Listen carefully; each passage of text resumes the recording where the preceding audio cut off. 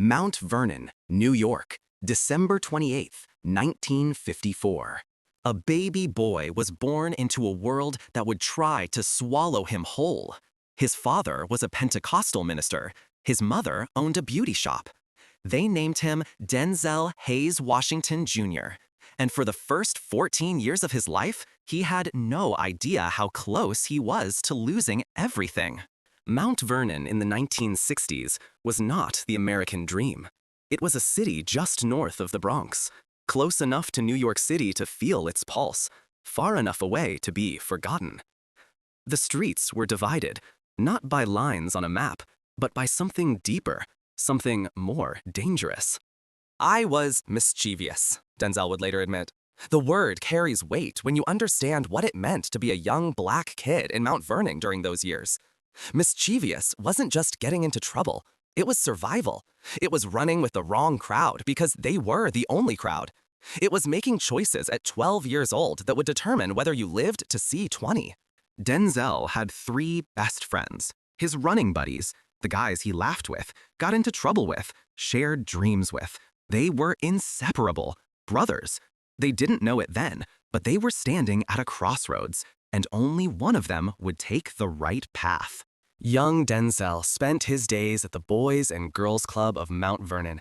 From age 6 to 18, that club was his sanctuary. "Everything you've seen or heard about me began with lessons I learned to live by at the club," he would later say. Those lessons were about discipline, respect, hard work, but most importantly, they were about believing you could be something more than what the streets told you.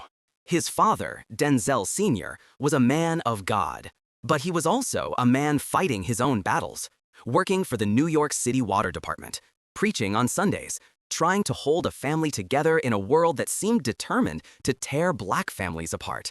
His mother, Lennis, was the real force. She ran multiple beauty salons. She worked relentlessly. She saw things her husband couldn't see. She knew what was coming. In 1968, everything changed. Denzel was 14 years old. His parents' marriage collapsed. Divorce. In a Pentecostal household, divorce wasn't just the end of a marriage. It was a spiritual earthquake. Everything Denzel had known as stability crumbled. And his mother made a decision that would save his life. She looked at her son. She looked at his friends. She looked at the streets of Mount Vernon, and she knew. If Denzel stayed, he wouldn't survive. Not because he was weak, but because the system was designed to consume young black men, to turn them into statistics, to lock them away and throw away the key. So Lennis Washington did something extraordinary. She scraped together every dollar she had. She found a private preparatory school, Oakland Military Academy, in New Windsor, New York, and she sent her 14-year-old son away. Denzel would later reflect on this moment with the clarity that only distance provides.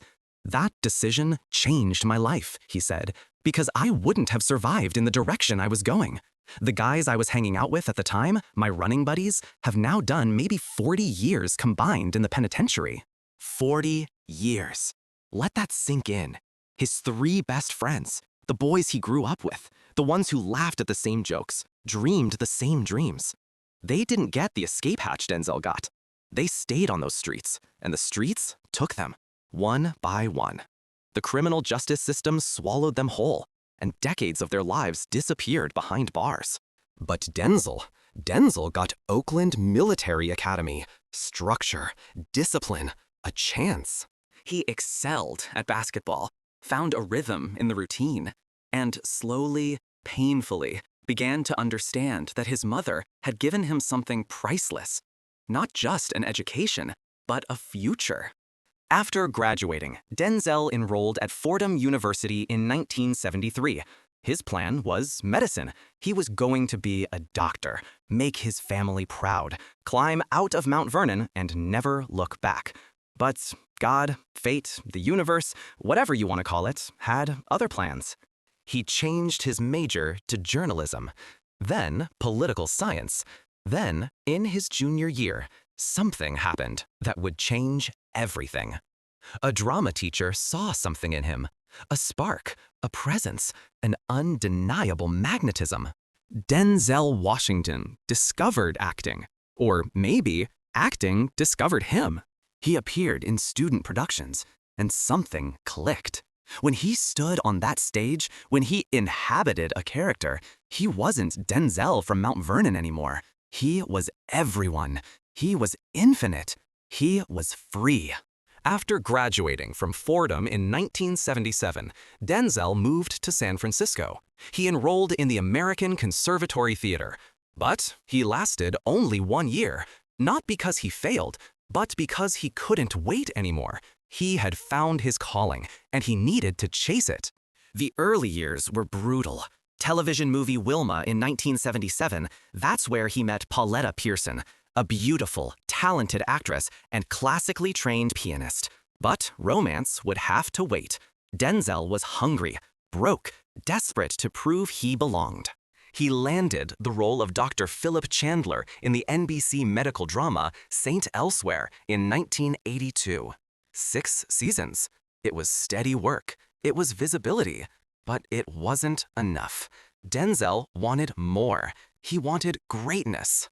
In 1987, he played Steve Biko in Cry Freedom, his first Oscar nomination. Hollywood was starting to notice, but it was 1989's Glory that changed everything. Playing Private Trip, a defiant former slave fighting in the Civil War, Denzel delivered a performance so raw, so powerful, that it couldn't be ignored. When his name was called at the 62nd Academy Awards in 1990, he won Best Supporting Actor, his first Oscar. But Denzel knew something. He was chasing someone, a man who had opened doors that were supposed to stay closed for Black actors, a man who had won the Best Actor Oscar 26 years earlier, the first Black man to do so, Sidney Poitier. 40 years I've been chasing Sidney, Denzel would later say. It wasn't just about awards, it was about legacy. It was about proving that what Sidney had done wasn't a fluke, that Black actors could carry films, could be heroes, could be complex, flawed, beautiful human beings on screen. In 1992, Spike Lee called Malcolm X, the role of a lifetime, playing one of the most controversial, complicated, essential figures in American history. Denzel knew this was it. This was the test. He prepared for a year, not weeks, not months, an entire year. He studied Malcolm's speeches, his mannerisms, his evolution from street hustler to Muslim minister to global activist. Denzel didn't just want to play Malcolm X, he wanted to become him. Spike Lee tells a story about filming one of Malcolm's speeches. They were shooting a scene at the Audubon Ballroom. Denzel was delivering Malcolm's actual words. Spike was following along with the script. The camera was rolling. And then something extraordinary happened. The speech ended. Spike was about to call cut, but Denzel kept going and going for 5 more minutes, speaking in Malcolm's voice, with Malcolm's cadence, saying things that weren't in the script, weren't in Malcolm's actual speech, but felt like they could have been, should have been. When the film ran out, Spike finally called cut. He walked up to Denzel. "Where did that come from?" he asked. Denzel looked at him. His eyes were different, like he'd been somewhere else. "Spike, I don't know," he said. "He prepared for that role a year before we began the film," Spike would later explain. Denzel did the work, and the spirit of Malcolm came into him. The performance was transcendent. Roger Ebert called it one of the great screen biographies. The New York Times compared it to Ben Kingsley's Gandhi. Denzel was nominated for Best Actor. He didn't win. Al Pacino won for Scent of a Woman. But everyone who saw Malcolm X knew Denzel Washington was the greatest actor of his generation. Throughout all of this, Pauletta was there. They had reconnected after Wilma at a party in 1978. He asked her out. She said no. He asked again. She said no again. Most men would have given up. Not Denzel. He asked a third time. And finally, she said yes. On June 25, 1983, they got married. Pauletta gave up her acting and singing career on Broadway to become his anchor, his home, the woman who would raise their 4 children while he chased his dreams. John David, Katya, Malcolm, Olivia. Years later, when asked about the secret to their marriage, Denzel would be honest. "There is no secret to the perfect marriage," he told The Guardian in 2010. "Everybody has their ups and downs. We've had ours. It's hard work, you know. But we made a commitment. A spiritual foundation helps everything: marriage, work, peace of mind." In 1995, they renewed their vows in South Africa. Archbishop Desmond Tutu officiated the ceremony, a Black American actor and his wife, standing before a man who had fought apartheid, recommitting to love in a country that was learning to heal. The symbolism was overwhelming. Denzel's faith has always been his foundation. His father was a Pentecostal minister. That fire, that spirit, that connection to something greater never left him. "A part of me still says, maybe, Denzel, you're supposed to preach," he admitted in 1999. He's a member of the West Angeles Church of God in Christ in Los Angeles. He's considered becoming a preacher. Because for Denzel, acting isn't just a job, it's ministry. It's reaching people, changing hearts, telling truth. But it was 2001 that would bring everything full circle. Training Day. Playing Alonzo Harris, a corrupt cop. Denzel was cast against type. He was always the hero, the good guy, the moral center. But in Training Day, he was terrifying, charismatic and evil in equal measure. It was the kind of performance that made you uncomfortable, made you question everything. March 24th, 2002. The 74th Academy Awards. Denzel was nominated for Best Actor. So was Will Smith for Ali. Denzel's friend, his brother, another Black actor carrying the torch. But there was someone else there that night, in the audience, receiving an honorary Oscar: Sidney Poitier. 40 years. Denzel had been chasing Sidney for 40 years, since he first saw him on screen, since he first dared to dream that a Black man could be a leading man in Hollywood, since he first believed that he could do what Sidney had done. And that night, in front of the world, Denzel Washington won Best Actor, the second Black man to win that award, 38 years after Sidney won it. When Julia Roberts announced his name, Denzel walked to the stage. He looked at Sidney Poitier in the audience, and he spoke from the heart. "40 years I've been chasing Sidney. They finally give it to me. What do? They give it to him the same night." The audience laughed, but Denzel wasn't joking. "I'll always be chasing you, Sidney. I'll always be following in your footsteps. There's nothing I would rather do, sir. Nothing I would rather do. God bless you. God bless you." Sidney Poitier had tears in his eyes. The torch wasn't being passed. It was being shared. 2 generations, 2 legends, 1 stage. That night, Halle Berry also won Best Actress for Monsters Ball, the first and only Black woman to win that award. It was a moment of triumph and grief, because it had taken so long, and there was still so far to go. Denzel didn't stop. Training Day was just the beginning of his next chapter.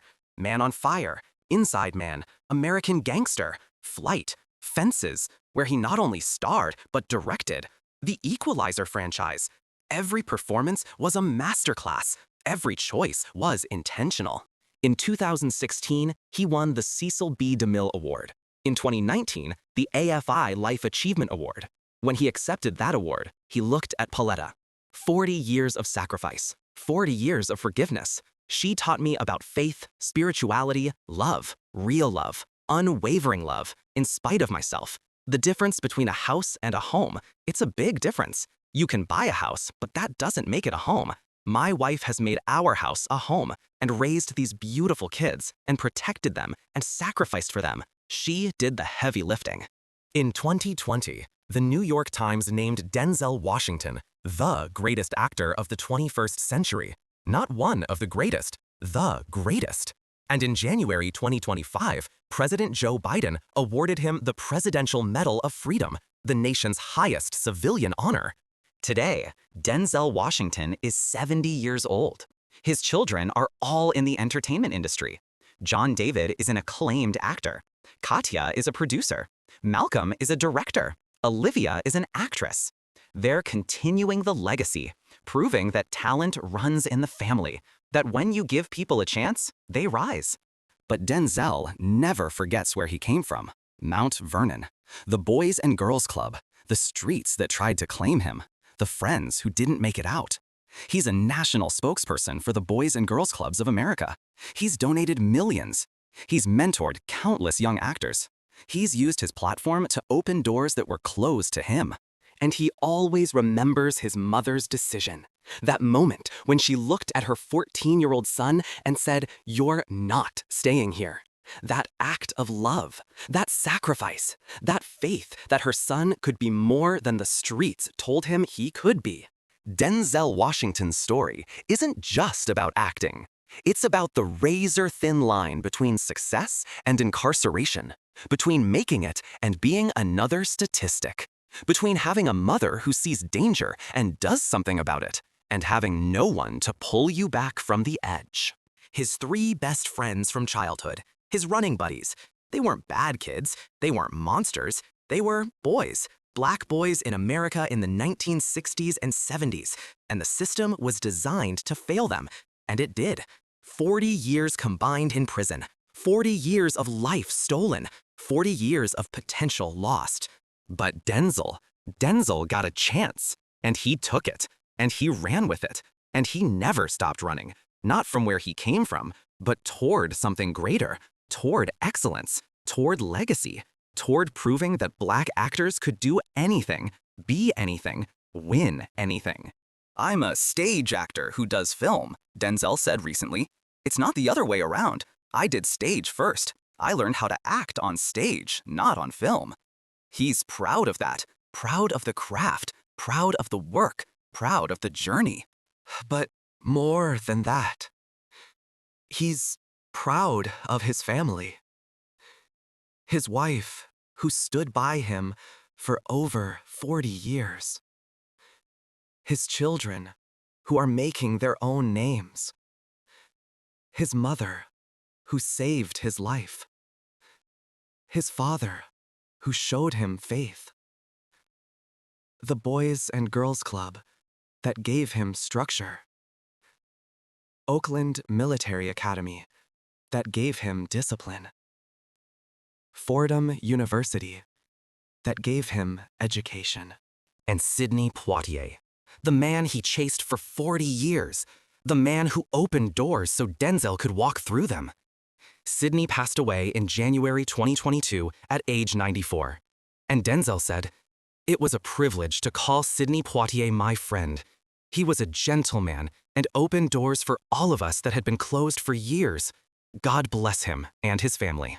The torch has been passed, but the work isn't done. Denzel knows this. Every time he steps on a stage, every time he steps in front of a camera, every time he tells a story, he's not just entertaining, he's testifying, he's bearing witness. He's saying to every young Black kid in every tough neighborhood, "You can make it. I did. And if I can, you can." That's the real Denzel Washington story. Not the red carpets, not the Oscars, not the $300 million net worth.